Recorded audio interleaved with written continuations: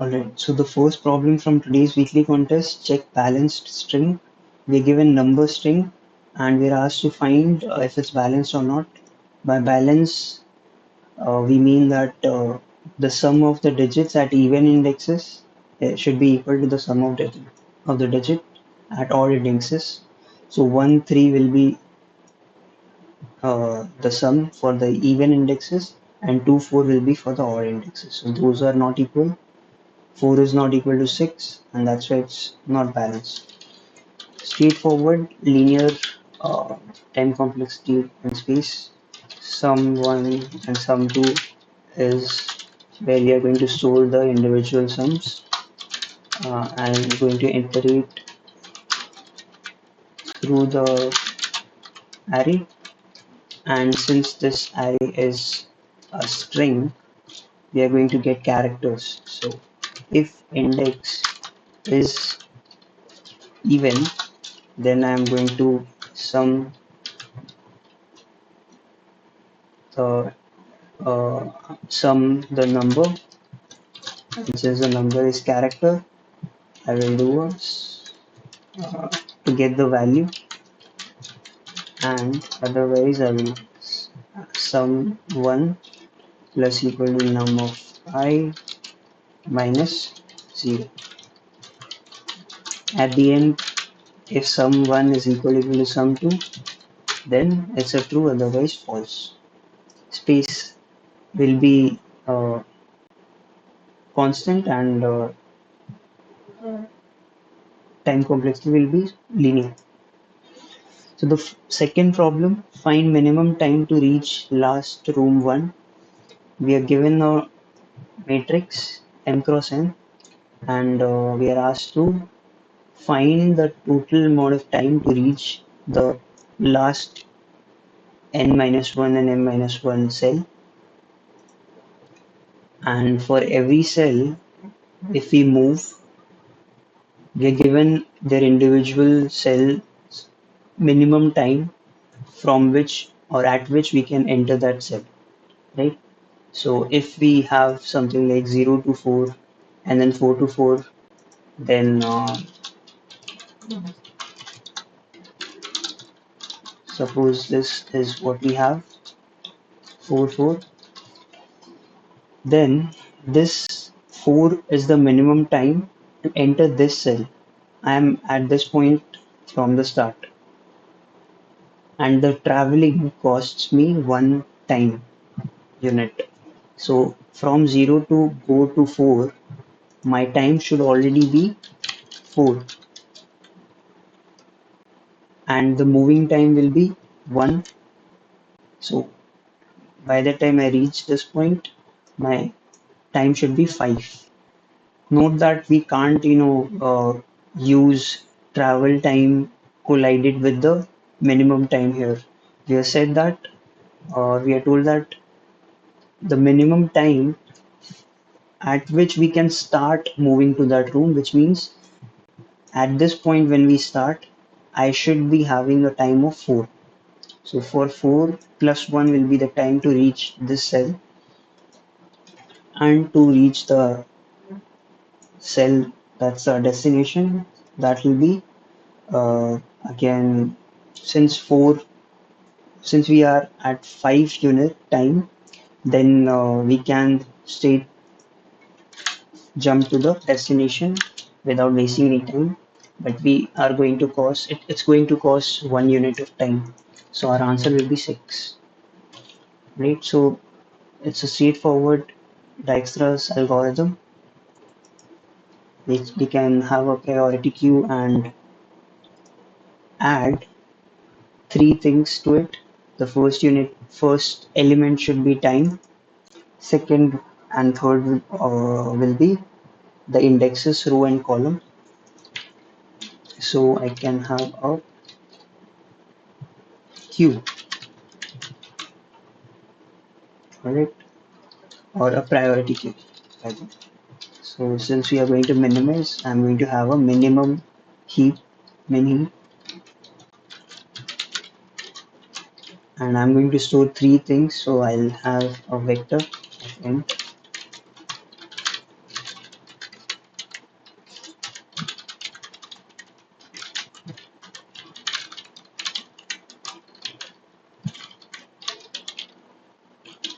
Oh my god. It should be like this. Vector of n. Initially, I will push the vector 0 comma 0 comma 0. So for 0 0 will be our initial index, and the first element will be the zeroth time from where we are starting. And for every cell, I'm going to have the minimum time to reach that point, right? So that I can reuse that later if required. Right? So for that vector of vector, and this also will be useful for not going back to the cell that I've already visited, since I can traverse in every direction, right? So since I can traverse in every direction, let me also store the directions so that it will be easier for me to iterate. Directions, let's initialize it here. 0 comma 1.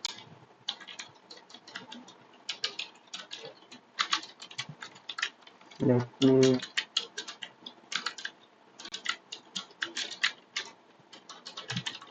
so 0 comma 1, 1 comma 0, 0 comma minus 1, minus 1 comma 0. And for every cell, I'm going to store the shortest time taken, the earliest that I can reach to that cell. That will be vector of n, shortest time, or it's not the correct grammar, earliest time. Correct. And let me also get the rows and columns. So m and n, move time dot size, and move time 0 dot size. Here I'm going to have m comma vector of n comma what's going to be the value. I shouldn't have 0 here because the earliest time that I can reach, if I have 0 as the initial value, that's going to affect my answer, right? So I should have the maximum that I can have for every cell. And since I have pushed the first element here itself, let me also initialize the earliest time for this particular cell to be 0, since we are already at the starting point. And then we are going to start the function or the loop until the priority queue is empty. I'm going to get the first element, the second element, the third element, that's time, as the first element, pq dot top. The third element second element will be the row, and the third element will be the column. And I'm going to remove this element. I'm going to check if at this point I am at the destination, that's row is equal to m minus 1, and column if it's equal to n minus 1. Return time. At this point, whatever the time is to reach this particular cell, return that. And that's my answer. Otherwise, traverse through all the 4 directions uh, and that's a basically traversal on the directions.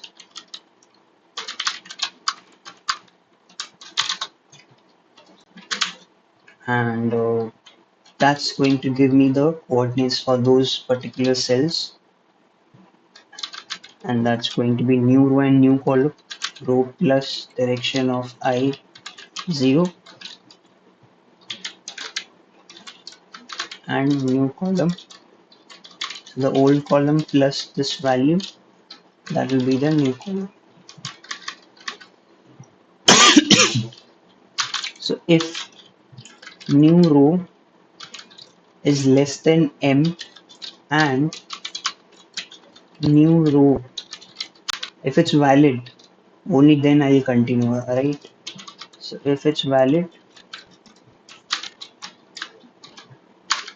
that means if new column is also within bounds, is greater than equal to 0, in that case, what to do? In that case, based on the earliest time, move forward. If I have a earliest time value here, which is greater than the time that I have reached from this particular traversal, then I'm going to update that cell value, right? So if what's going to be the time, by the way, to reach this particular cell new row and new column, that will be the already existing time that we have. So let's calculate that. Int time to arrive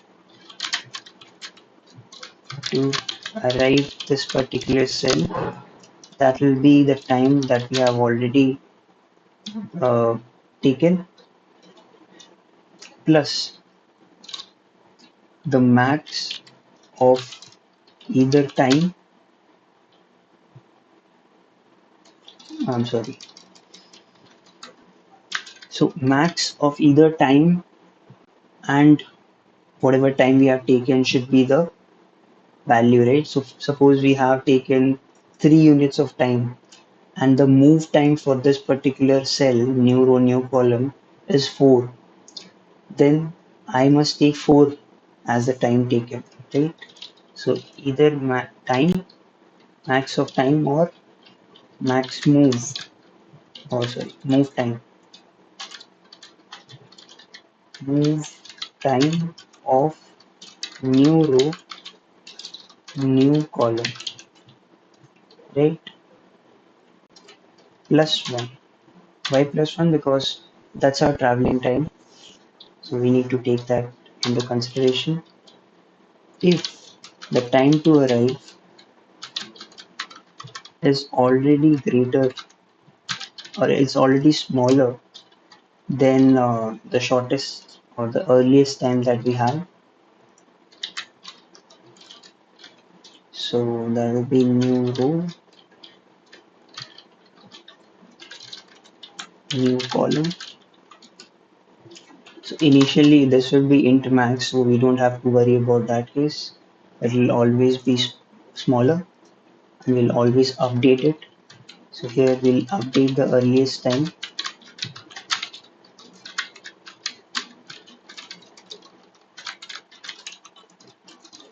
equal to time to arrive. Otherwise, I mean, now I'm going to push this into the queue. So with time to arrive as the first element, the second element will be the new row, and the third element will be the new column, right? And that's it. I'm always going to return time right here because I don't think there is scenarios where we are not able to reach the destination.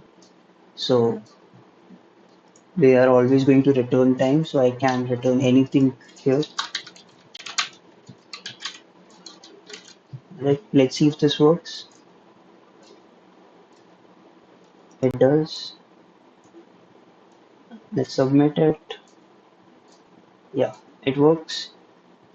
The third problem is very similar to this one. The second one, I'm going to use this same code here. So let me copy this.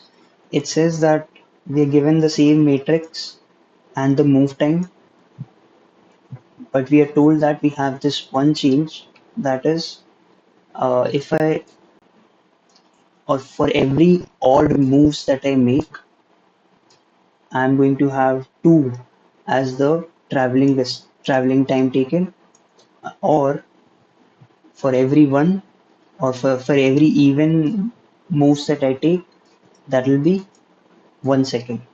Right? So it's going to alternate between 1 second and 2 second.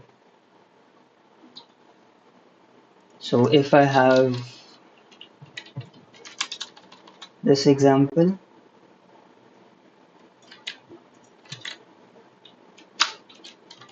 let me just write 0, 4, 4, 4. If I'm here, then I'm going to move to this point. That is going to take 5 seconds, and then I'm going to move to this point.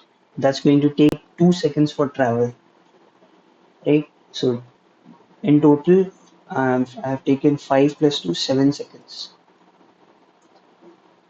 And if there was, suppose, another travel rate like this, so in this case, I will go to here, and then I'll go to here, and then I'll go to here. So that will be 5 seconds to reach this point. Then it will be 2 seconds to reach this point, so 7 seconds. And then again, 1 more second, because I have, this is the 0, first, second move, or I can say third move, whichever I count, whichever way I count, it's going to alternate from 1 to 2. So I can just use the same code here, and just the one change that I need to do is keep track of what is the number of moves that I've made, right? So that can basically be done using one more variable in my priority queue, which is which is initially going to be 0, right?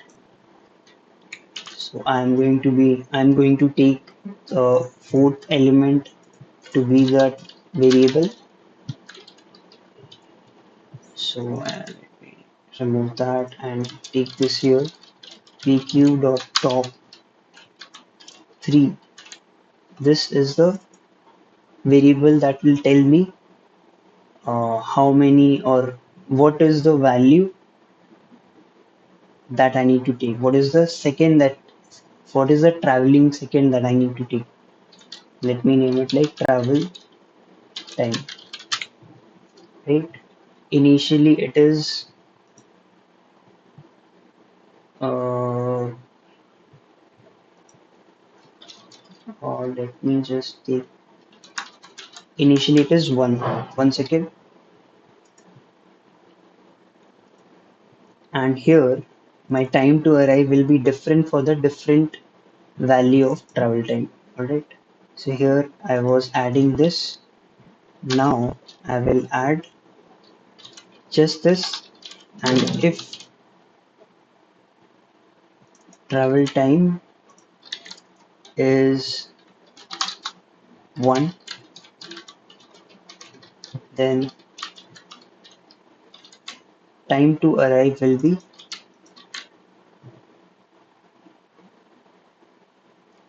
uh, just this. Or if it is 2, then I will add one more right here in this condition. Otherwise, I'll always add 1, right?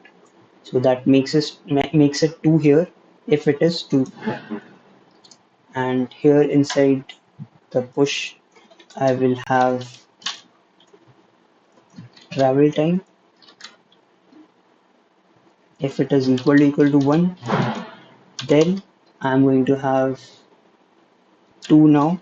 Otherwise, I'm going to have 1. There are other ways to do this.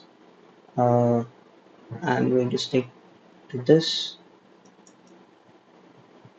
Okay, I think I should have this here. Let's remove the comments.